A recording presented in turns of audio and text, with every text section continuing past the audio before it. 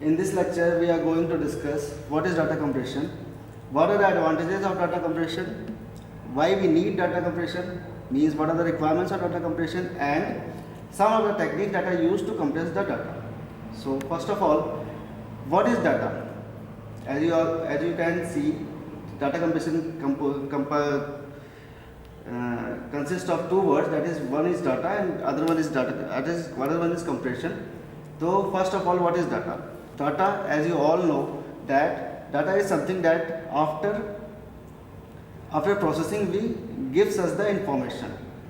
In today's modern world and where all the things are online, the amount of data is growing exponentially. Means if any organization want to succeed in the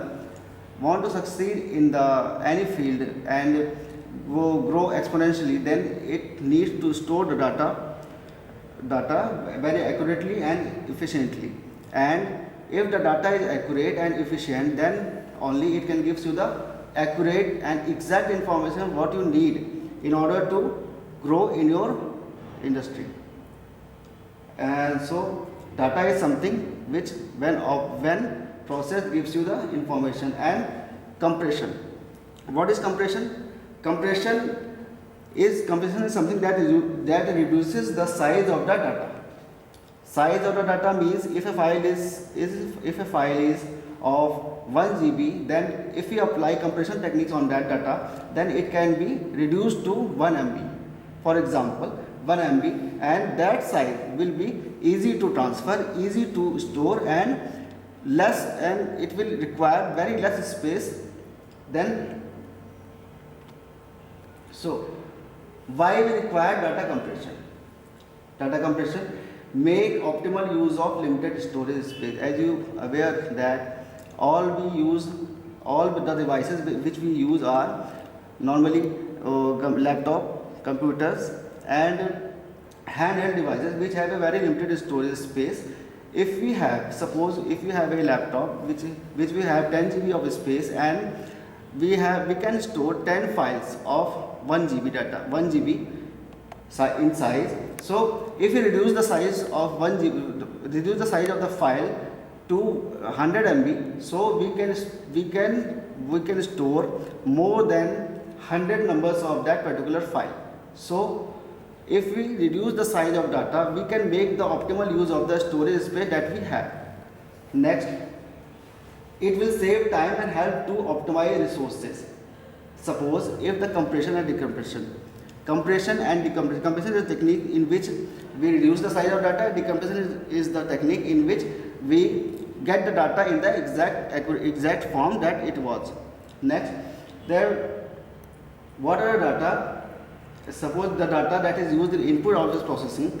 So if the size of data is very less, then the movement of the data from the memory and to the processor through input output bus will be very efficient if the size of the data is very less. Okay, suppose if we have to transfer the data that is used by the processor is in KBs or MBs, then input output bus can carry more and more data at one time. So obviously increasing the efficiency of the input output bus. So if the input output bus is more efficient, then obviously it can be used for some other work, and thus freeing the input output bus for some other works. Then next, if the size of the data is very less, so transmission and while communicating with other devices over network, then if the size of data is less, then time required to transmit that data will be very less. If the size of data is very high, very big, then obviously the network charges will be high and the communication time will be very large. So we reduce the size of the data so that it can be very easy to transmit, and it take less storage to store that data. So now we come on what are the compression methods, means the methods which we can use to compress the data. As you can see in this tree, that Data compression methods are divided into two categories. First of all, lossless methods and another is lossy methods. Then lossless methods are further divided into three categories, that are run length, Huffman coding and Lambert-Eaton coding. And lossy methods are divided into JPEG, that is Joint Photographic Expert Group, MPEG and MP3. Okay, so as you can see, there are two major categories for methods to compress data: lossless and lossy methods. So what is lossless method? Lossless method is something in which we cannot afford to lose the data. We cannot afford to lose the data. Means the data before the compression, that is our accurate, that is our actual data, and after applying compression to that particular data, and after applying decompression to get the original data, the data after decompression and compression and the actual data should be same. Means we cannot afford to have any kind of loss to that particular data. Okay, that will comes under lossless methods. Okay, lossless method, what do you think lossless method should be applied where it should be applied? Means where we cannot afford to have loss in the data. So suppose if you have text data in which the customer informs, suppose for example a electronic store has some information related to customer and it has some few fields like telephone number and mobile number and address and something else, then we cannot remove any field. Means if we want to reduce the size, we cannot afford to miss the data. And in programs, if you want to reduce the size of a program, we cannot eliminate the one or two lines or more lines from the program. The program should be exactly same as it was after compression and decompression. Okay. Next, what is redundant data? The redundant data should be removed. So here the term is redundant. What is redundant data? Redundant data is something that is repeated many number of times in the data set. What is the terms repeated? Why a data can be repeated? How a data can be repeated? Suppose if in a electronics stores data, if a customer is buying computer and he is also buying some other items, then its data will be stored in redundant way. So what we have to take care of is to delete the redundant data. How? First identify the data that is redundant, and after that remove that data, so that more than one occurrence of the data or of any particular entry can be removed, and we have to store only one occurrence of any particular data, so that no redundancy can be appear in that particular data set. So obviously if we have if we have 100 of tuples, and suppose for example if we have 100 of tuples which we have 10 tuples that have more than 5 entries that are exactly same, so we can eliminate the redundant data, and we should store one entry for any particular one tuple. So obviously reducing the number of the tuples, so if the number of tuples are less, obviously the size will be less. So redundant data is removed in compression and added during compression. Okay, lossless methods are used when we can't afford to lose any data. That is, as we already told, that we cannot afford to lose any data. The actual data before compression and after applying compression and decompression should be exactly same. What are the examples of that particular data where we cannot afford to have any loss? That is legal and medical documents. The medical data, medical report of any particular patient, if we want to compress that, we cannot remove any important information from that, because we don't know what are the informations are very important and what are less important. So we have to we have to store it as a whole. So we cannot afford to lose that data. And computer program, as I have already told. Next, this is the method for data compression, that is lossless method. Okay, so first one is run length encoding. It is simplest method of compression. As you can see, this is the actual data. This is the data. Here what we do, we first determine the occurrence of any particular alphabet. So here this is B, A, N and M. Okay. So what we do here, we instead of writing 9 B's, we write 1 B, and after that, just after that, we write the number of occurrence of that particular alphabet, or in this case that is B. After that, we write B. B has been occurred 9 times here, and A has been occurred 16 times here. So this amount of data in this way can be reduced to this particular data, which is very less in time, less in space. So as you can see, so if we have a sequence of these type of data, so reducing the data to this particular size will be very advantageous for us in storing and obviously in transmission and other things. So here the data is in alphabetical form, and if we have data that is in two symbols only, like 0 and 1, that is in binary form. So what we do in binary form, that will be very simple to encode. If the data is in binary form, that will be very simple to store.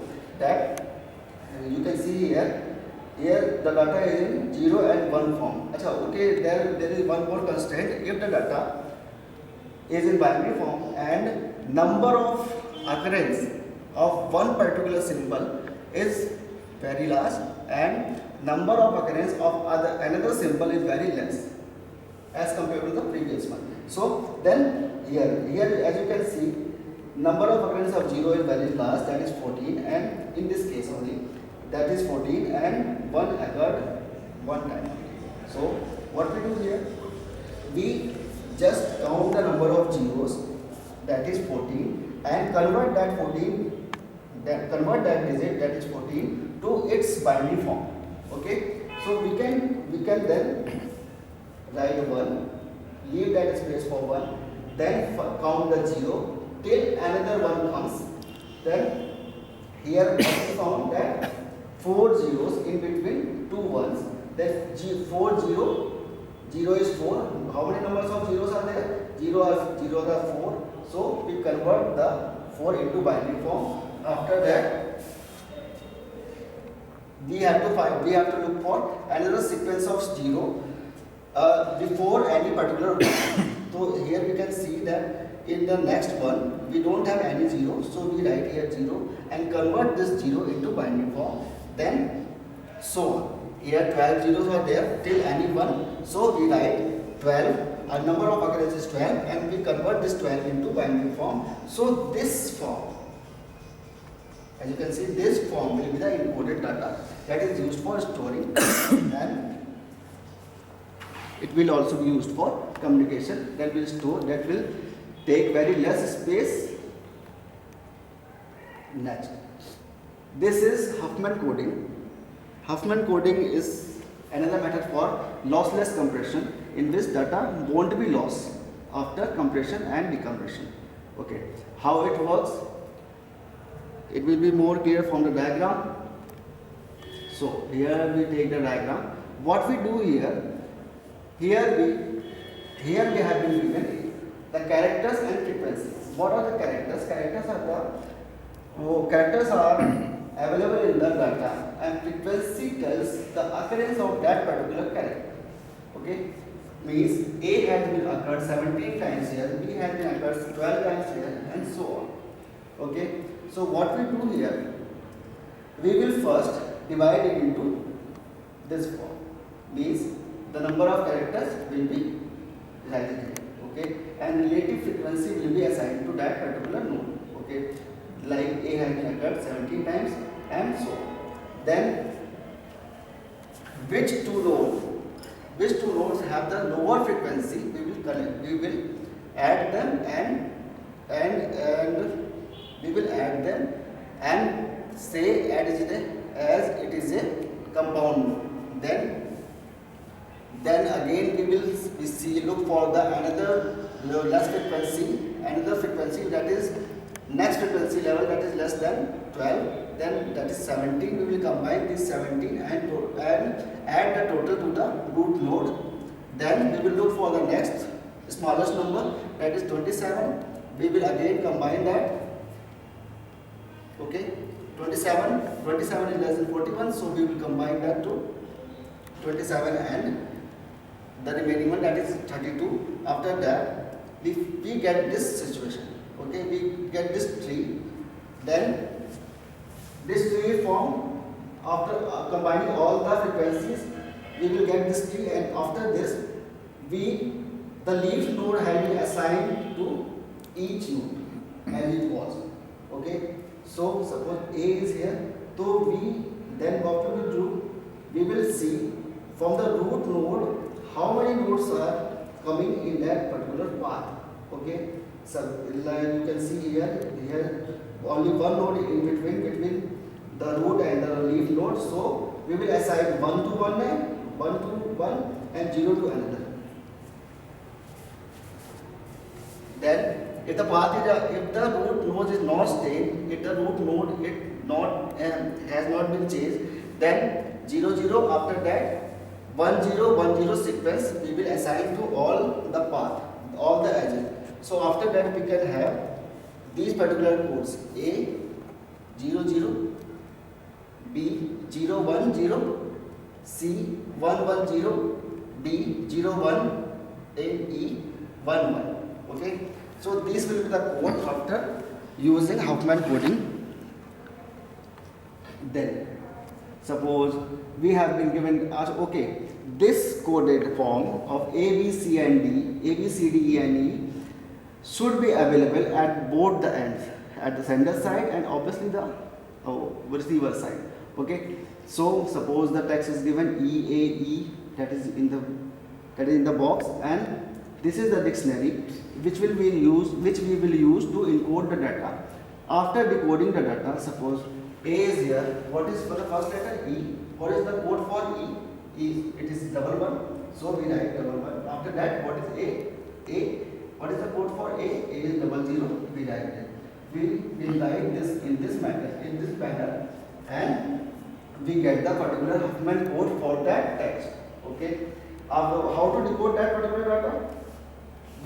This information is also available with the decoder. Okay. So when the decoder receives that data, then it knows that 11 stands for E, 00 stands for A, and so on. So it will automatically convert that data into that particular text. This is exactly same as the actual data. So this is how Huffman coding works. Next is Lemple-Gibb encoding. This is a dictionary based encoding. The basic idea is to create a dictionary of strings used during communication. And if both sender and receiver have a copy of the dictionary, then previously encountered strings can be substituted by their index in the dictionary. So you can better understand with the example. Here is the data that we have to count. First, we will see one by one what is coming. Okay, as a string. First B has come, so we store B at with index 1. Then A has come, so we store as in A at index 2 and B and A. Then we can take any combination of these, any combination of these, but the combination we have already taken cannot be repeated. Okay, so what we do here, A, after that AB we can take. We can take anything, A, B, A also, but we are taking here AB. So we are taking an AB, or you can see A has already been indexed 2. So AB can be written as 2B because 2 represents A, or we have to write AB. So AB can be represented 2B, but AB will be stored with index 3. Then so on, we have taken ABB. ABB will be stored here with index 4, but ABB will be, AB is 3 and B is 1, so we can write 3B. ABB can be written as 3B, then so on. After that, this is the compressed data. This is the data. We don't have to store the index. We don't have to store the index and transfer the index. We just have, what we want to have is the encoded data, that is compressed data. This compressed data is used for storing. And what is the process of decompression? It is exactly the same of it is exactly the inverse of the compression process.